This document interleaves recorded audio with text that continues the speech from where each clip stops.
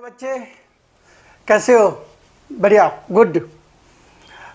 चलिए, आप एक चैप्टर जो है मे बी हो सकता है आप लोग ये किसी के स्कूल में स्टार्ट होगा, sources of energy, NCERT 14 chapter. ठीक है, इस चैप्टर में पहले तो देखिए कि हमें पढ़ना क्या क्या है, बिकॉज ये टोटली थ्योरेटिकल चैप्टर है, मतलब थ्योरी ज़्यादा है आपका और बहुत सारा चीज़ आप पहले से जानते हो। ठीक है ना? तो जब पहले से जानते हो उसको पढ़ना ज़्यादा आसान है, सिर्फ लर्निंग करना है और इसके क्वेश्चन क्या पूछे जाएंगे वो आपको समझ आना चाहिए। तो पहले तो मैं ये बता देता हूँ कि इस चैप्टर के अंदर है क्या ओवरऑल इंट्रोडक्शन, एंड उसके बाद जो इस चैप्टर के अंदर का जो भी थ्योरेटिकल पार्ट है उसको हम एक्सप्लेनेशन देंगे। ठीक है, साथ के साथ जो चीज़ें हैं वो आप लिखते चलेंगे, जो भी थ्योरेटिकल जो बताया जाएगा आगे उसमें, राइट। तो पहला जो पॉइंट है कि सोर्सेज ऑफ एनर्जी, तो एनर्जी क्या होता है उसके बारे में पढ़ना है कि एनर्जी, आपको पता ही है कि एनर्जी का जो कंजर्वेशन ऑफ लॉ पढ़े थे, जिसमें एनर्जी नाइदर भी क्रिएटेड नॉट भी डिस्ट्रॉय, मतलब एक फॉर्म से दूसरे फॉर्म में होता है। तो उसमें आप देखेंगे कि कैसे एनर्जी ट्रांसफॉर्म होते हैं।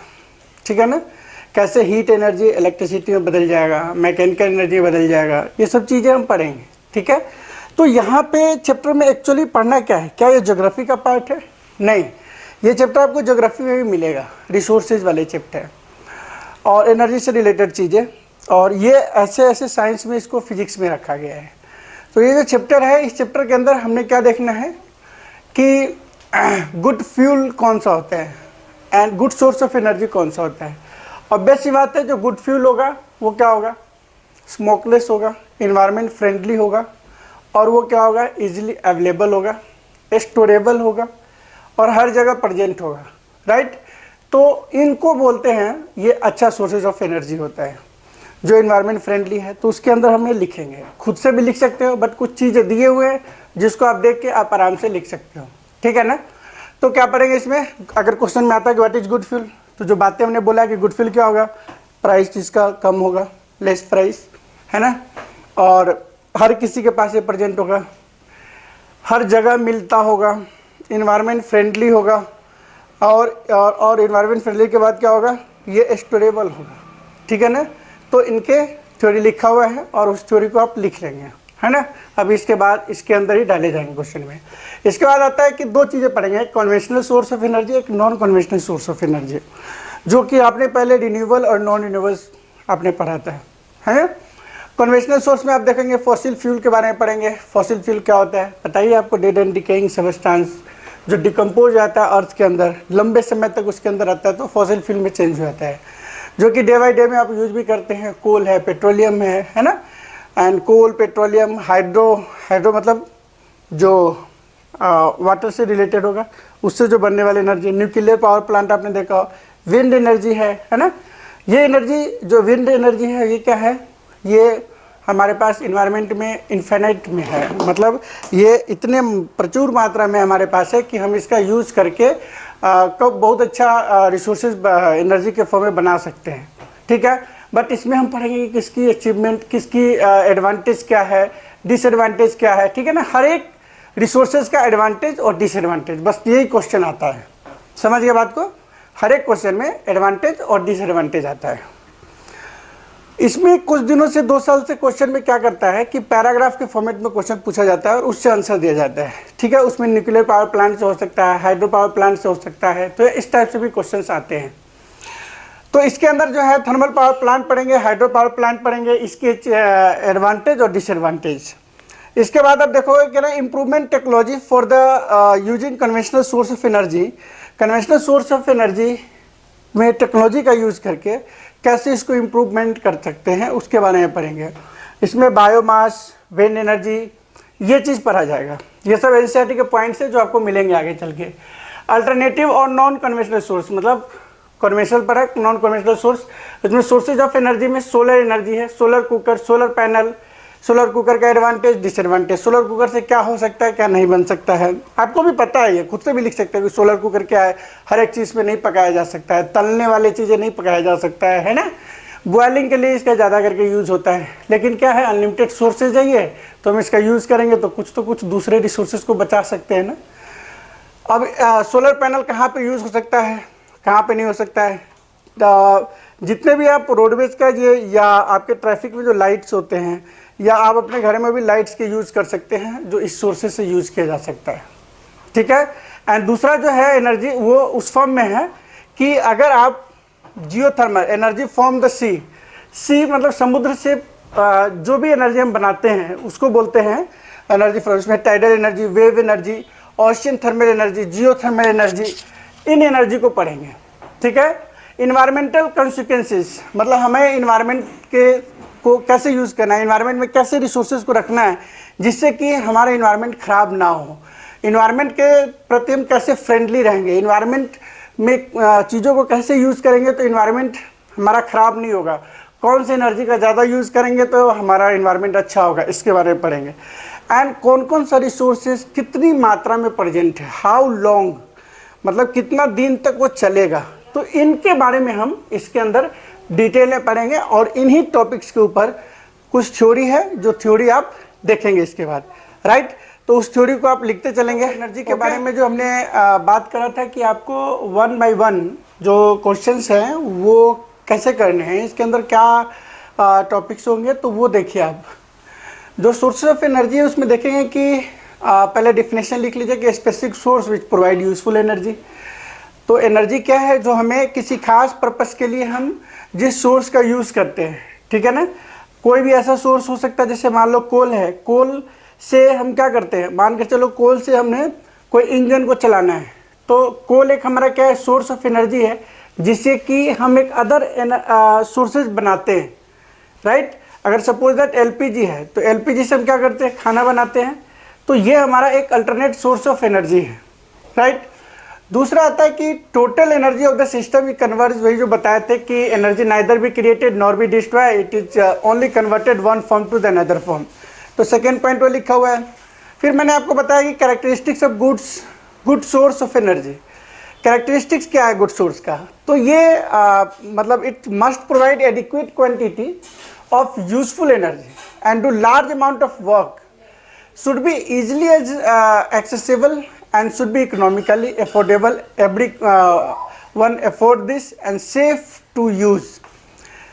characteristics of good fuel, कौन कौन सा कैरेक्टर है, it must provide large quantity of energy, should be easily accessible मतलब ये आसानी से एक्सेस हो सकता है, should be economically मतलब afford, every can afford this, safe to use and should be easy to store and transport. ये नहीं कि भाई हाइड्रोजन, जैसे मान लीजिए हाइड्रोजन क्या है, ये मतलब अच्छा फ्यूल है बट क्या कर सकते हैं, हम इसको स्टोर नहीं कर सकते हैं, तो इसलिए इसका यूज नहीं करते हैं। Should have to safe ignition temperature मतलब लेस अमाउंट ऑफ क्वांटिटी को यूज़ करके ज़्यादा टेम्परेचर हम अगर जिससे मिलता है उसका मतलब होता है इंगेशन टेम्परेचर उसका बेटर हो जाना।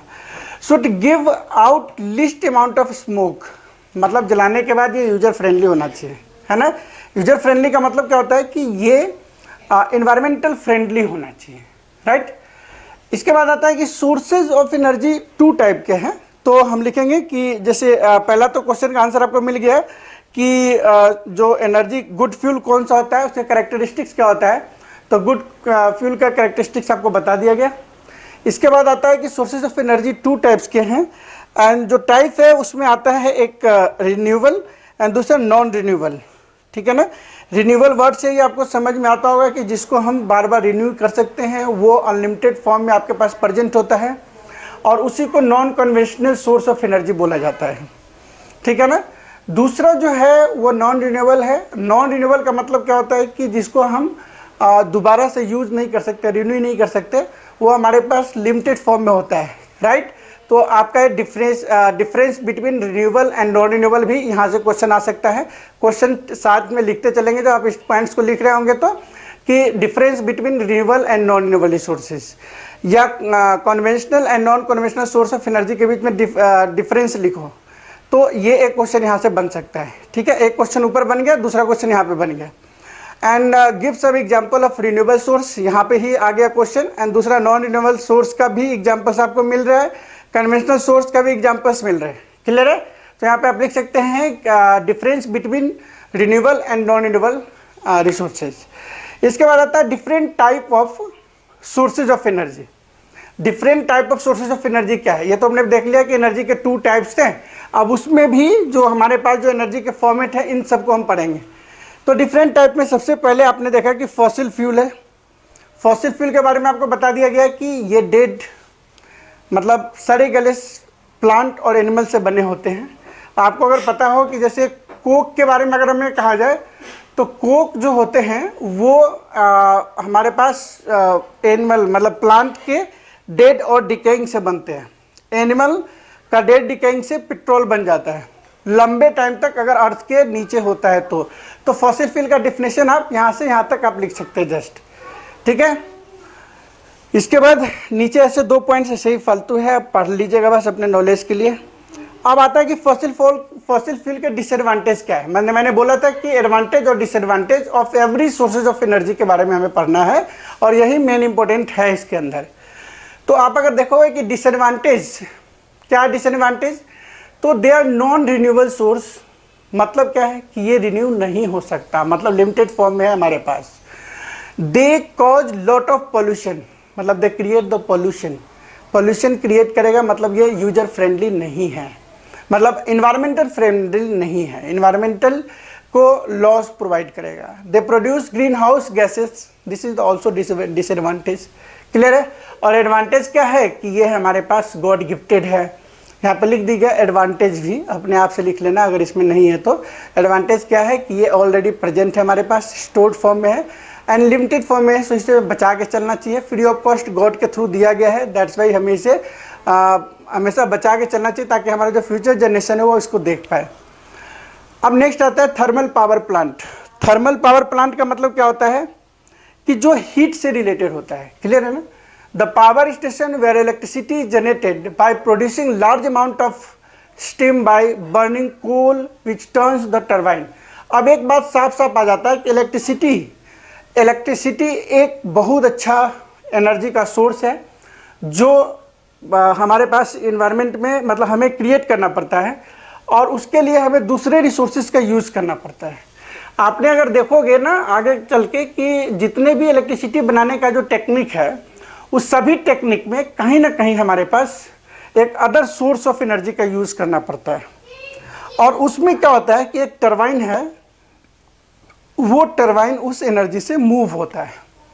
मूव होने के बाद वो जो टरबाइन है वो हमारे डायनेमो जैसे जो जनरेटर होता है उस जनरेटर को मूव करता है और वो जनरेटर से फिर इलेक्ट्रिसिटी जनरेट करता है और फिर हम उसका यूज़ करते हैं।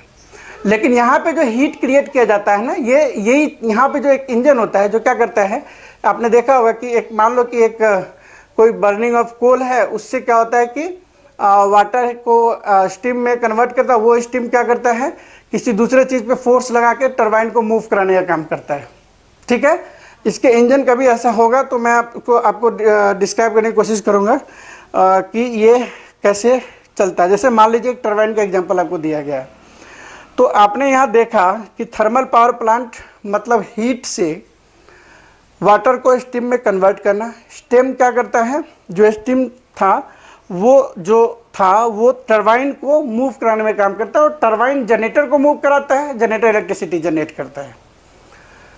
यहाँ पे आपने क्या देखा, transmission of electricity is cheaper than transporting the coal. इससे फ़ायदा क्या है भाई इलेक्ट्रिसिटी प्रोड्यूस करने का, हम डायरेक्ट भी तो कोल का यूज कर रहे हैं। तो देखो कोल को आप एक जगह से दूसरी जगह कैरी नहीं कर सकते, स्टोर करने के लिए ज़्यादा मतलब जगह की ज़रूरत होती है। So power station are built near the coal field always. तो यहाँ से क्वेश्चन हो सकता है कि why power station are always build for near about the coal field, because for the power generation या थर्मल पावर प्लांट के लिए मस्ट जो रॉ मटेरियल है वो हमारे पास क्या होना चाहिए, कोल होना चाहिए। That's why coal is needed for what, for power plant या पावर स्टेशन, ठीक है। नेक्स्ट जो क्वेश्चन है आपके पास वो हाइड्रो पावर स्टेशन का है। पावर प्लांट में पहले भी था, अब ये हाइड्रो पावर स्टेशन क्या है।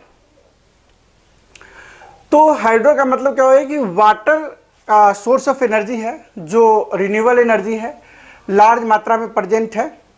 अब उनका यूज़ करके देखो यहाँ पे टरबाइन को मूव कराया जा रहा है।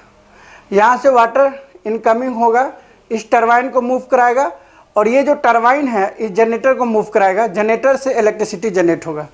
हर एक इलेक्ट्रिसिटी जनरेट करने वाले जगहों पे यही इंजन लगाया जाता है। इसको मूव कराने का टेक्निक अलग हो सकता है, different technique use for moving the turbine, चाहे वो विंड एनर्जी हो, चाहे हाइड्रो पावर प्लांट हो, या कोल स्टेशन हो, या स्टीम इंजन हो, डिफरेंट फॉर्म में हम इसी को यूज़ करते हैं।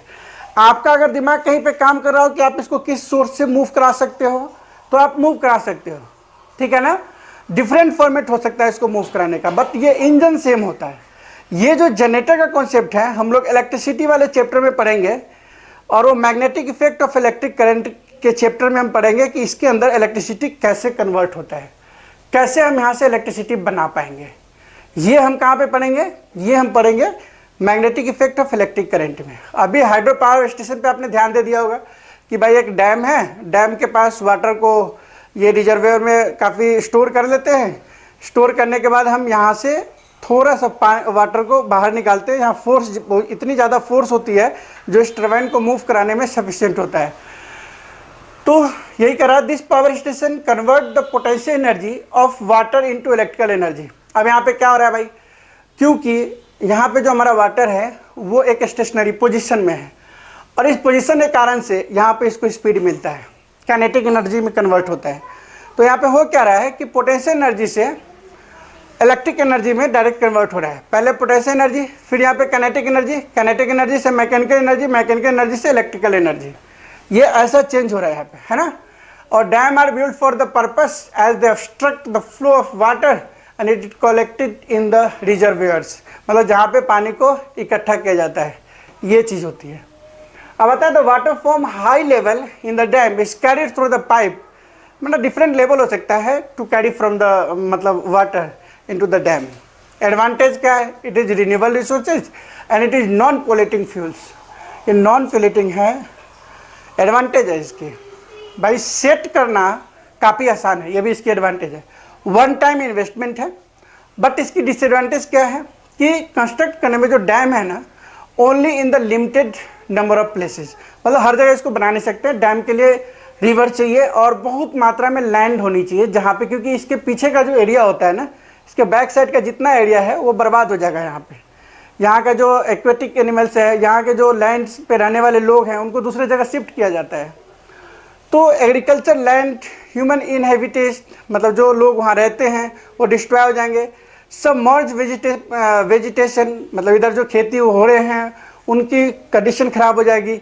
Green house gas like methane काफ़ी प्रोड्यूस होगा यहाँ पे, इकोसिस्टम डिस्ट्रॉय हो जाएगा वहाँ पे, and problem of satisfactory rehabilitation of discipline. अब वहाँ से जो लोग अलग आएंगे, जिनका पहले से ज़मीन जायदाद था, उनको खरीद के फिर दूसरी जगह देना, ये काफ़ी मुश्किल का काम होता है, ठीक है ना। तो this is the disadvantage of hydro power plant या हाइड्रो पावर स्टेशन। तो मैंने आपको बोला ही था कि ये जो सभी के एडवांटेज और डिसएडवांटेज है, अगर किसी का नहीं भी है तो आप खुद से भी लिख सकते हो। एडवांटेज में क्या होगा कि भाई सेट करना ईजी होता है, वन टाइम इन्वेस्टमेंट होता है, रिन्यूएबल है या नॉन रिन्यूएबल है, ऐसा करके लिख सकते हैं। और डिसएडवांटेज में क्या लिख सकते हो कि भाई ये कॉस्टली है, इसको मेंटेनेंस इसका हाई है, इस टाइप से आप आंसर दे सकते हैं इसको। इसलिए ये चैप्टर काफ़ी आसान है उस मायने में, ठीक है ना। अब नेक्स्ट जो आता है वो है इम्प्रूवमेंट। मैंने एक पॉइंट्स आपको लिखा था बोर्ड पे, जिसमें था improvement have been made lately a conventional source of energy. मतलब कुछ एनर्जी का यूज़ करके, है ना, यूज़ करने के बाद हम दूसरे एनर्जी सोर्स को बनाते हैं, कन्वेंशनल सोर्स ऑफ एनर्जी बनाते हैं। जैसे यहाँ पे वुड के बारे में दिया गया है, ये जो है रिन्यूएबल सोर्सेज है, रिन्यूएबल रिसोर्सेज है, as the plant can be grown again and again, and burning of the wood does not produce much amount of heat and release a lot of smoke. Wood convert into charcoal when burnt in limited supply oxygen due to the loss of volatile material and water. Charcoal burns without flame, smokeless generates। कर रहा है कि would जो है आपके, वो plant को आप लगा सकते हो, बार बार ग्रो कर सकते हो, बट ग्रो करोगे तब, ये नहीं कि हम कटिंग करते जाएं और प्लांट लगाए ही नहीं, तो वो फिर नॉन रिन्यूएबल हो जाएगा। लेकिन उसको रिन्यू कर सकते हैं। हम लोग बीच में आदत छोड़ देते रिन्यू करने का, लोगों को जब एजुकेट किया गया तो फिर अब वो उसको रिन्यू कर रहे हैं। तो वुड रिन्यूएबल है, उसको हम क्या कर सकते हैं, कन्वर्ट करके चारकोल बना लिया। चारकोल से बेनिफिट क्या होता है कि इसका हम जब इसको जलाएंगे तो ये फ्लेम बर्न विदाउट फ्लेम, मतलब ये सीधा हीट प्रोड्यूस करेगा लकड़ी के रिस्पेक्ट में, मतलब वुड के रिस्पेक्ट में काफ़ी लेस फ्लेम जो है ना ये प्रोड्यूस करेगा, तो इसलिए इसको स्मोकलेस बोला जाता है। आप होटल वोटल में जो है ना देखते होंगे कि वो कोल का यूज़ करता है, ठीक है ना। बहुत जगह इस पर बैन भी लगा दिया गया है क्योंकि डायरेक्टली और इनडायरेक्टली ये जो है ना डिफॉरेस्टेशन को बढ़ावा देता है, प्लांट कटिंग को ये मतलब बढ़ावा देता है। दैट्स वे इसको कहीं कहीं पे रोक लगा दिया गया है। Generates large amount of heat, large amount of heat मतलब वुडन ब्लॉक, वुडन को जलाओगे डायरेक्ट तो उसके रिस्पेक्ट में जो चारकोल है वो काफ़ी ज़्यादा मात्रा में हीट प्रोड्यूस करता है, राइट। तो नेक्स्ट जो पॉइंट है वो हमारा है बायोगैस। एंड बायोगैस क्या होता है खुद देखो, ये काउडक जो होता है ना, काउडक various plant material like residue after harvesting crop and vegetable waste, sewage and decomposed into the absence of oxygen, ठीक है।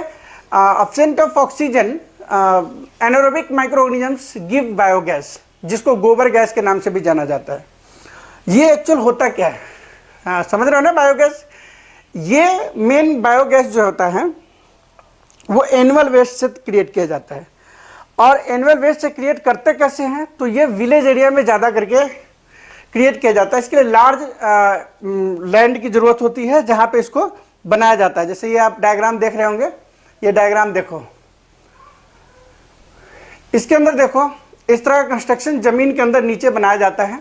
ये टैंक बनाई जाती है और ये टैंक अगर आप लोग नहीं देखे होंगे, क्योंकि अगर गांव में हो सकता है कि आप गांव गए हो तो देखे होंगे इस तरह का स्ट्रक्चर। इसमें स्लरी डाला जाता है। व्हाट इज स्लरी, तो स्लरी जो होता है बायोगैस प्लांट का जो मिक्सचर होता है वाटर एंड ऑर्गेनिक वेस्ट का, जिसके अंदर vegetables, waste material of the मतलब एनिमल्स, उनको मिक्स करके और इसके अंदर डाला जाता है। ये धीरे धीरे यहाँ तक आता है। ये सॉइल है जो इसको बंद करने के लिए हेल्प किया जाता है, ताकि बंद कर दे, इधर बैक साइड से गैस ना निकले। तो स्लरी यहाँ से जब इधर आता है तो यहाँ पे गैस ऑलरेडी, जब आप देखोगे ना कोई वेस्ट समझान को, छोटा सा एग्जांपल देते हैं आपको। आपके घर में वेस्ट वेजिटेबल हो जाएगा, आप उसको किसी ढक्कन से ढक दो और 2-3 दिन बाद जब निकालोगे तो वहाँ से एक अलग टाइप का गैस निकलता है।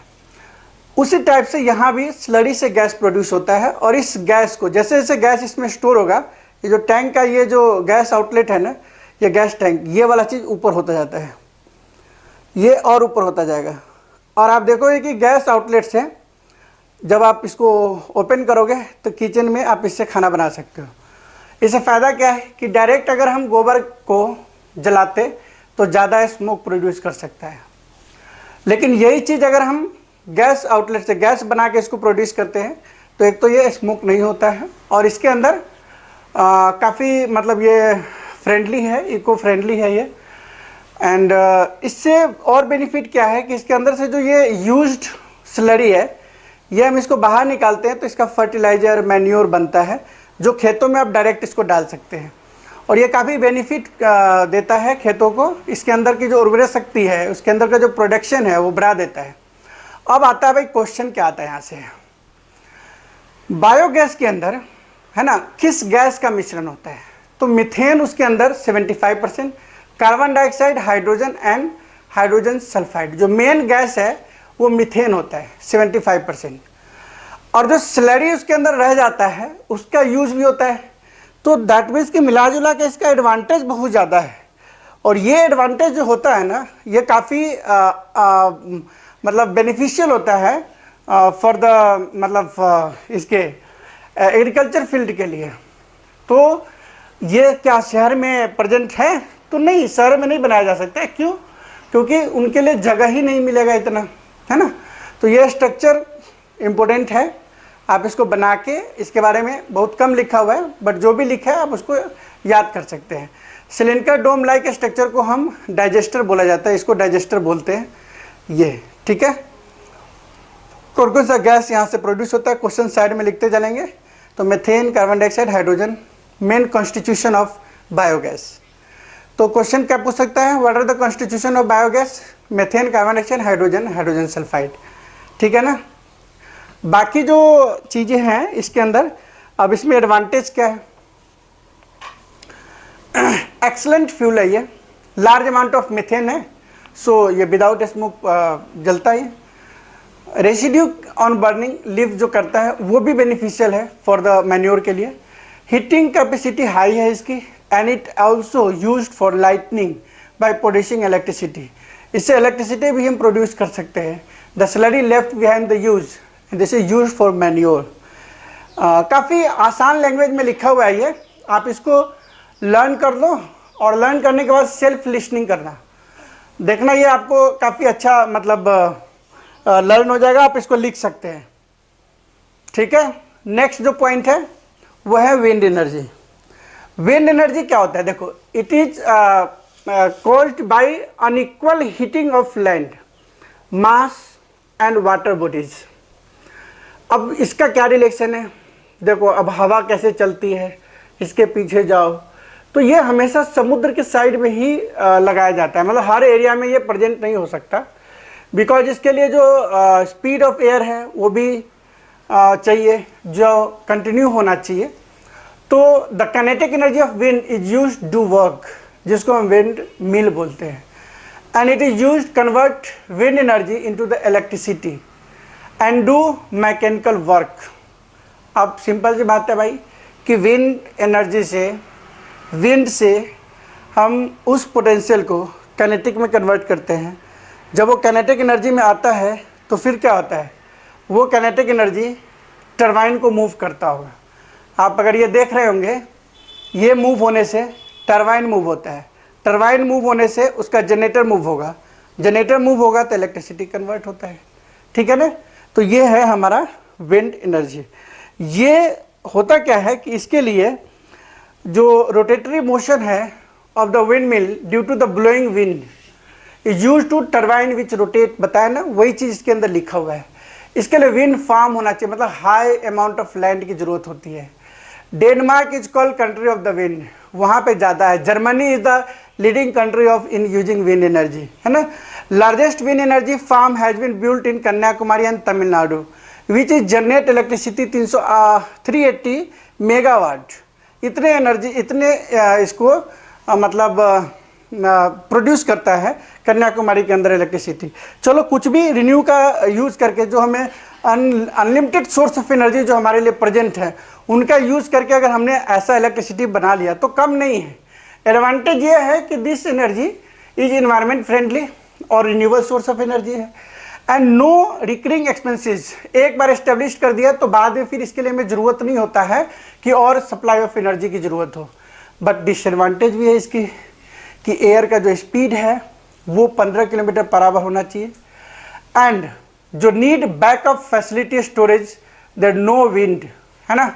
एंड इनिशियल कॉस्ट ऑफ जो इंस्टॉलेशन है वो वेरी हाई होता है, इसलिए हर कोई लगा नहीं सकता, हर जगह नहीं लगा सकता, और high level of maintenance required windmill is expose to vagaries of the nature like rainfall, cyclone. अगर ज़्यादा बारिश होती है, ज़्यादा हवा और साइक्लोन आती है तो उस केस में इसका मेंटेनेंस बहुत हाई होता है। ठीक है, तो हमने देखा क्या कि विंड मिल का क्या एडवांटेज है, क्या डिसएडवांटेज है। इट्स वेरी इंपॉर्टेंट क्वेश्चन कि advantage and disadvantage of wind mill.